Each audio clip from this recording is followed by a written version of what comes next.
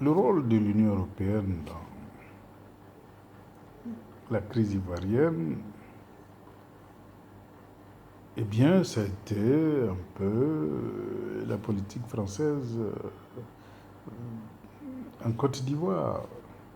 L'Union européenne a accompagné par des décisions absurdes, eh bien, la volonté de la France d'éjecter le président Laurent Gbagbo du pouvoir.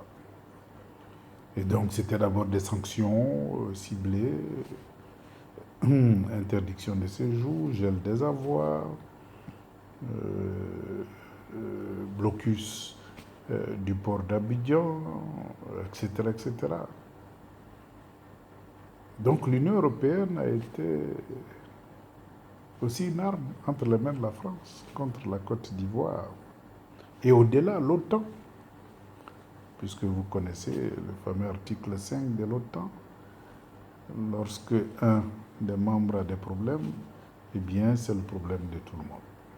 Et donc il y a eu une orchestration de la fameuse communauté internationale autour de la situation de la Côte d'Ivoire et je dirais, une alliance diabolique, puisqu'on ne peut pas parler de cette alliance. Une alliance diabolique s'est tissée contre le président Laurent Gbagbo et son régime. Et cela a entraîné un peu plus tard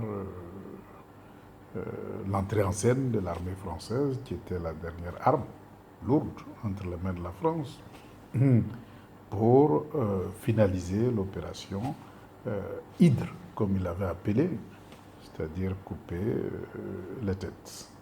Et voilà, c'était le code de l'opération que la France a menée contre le président Laurent Gbagbo en avril 2011.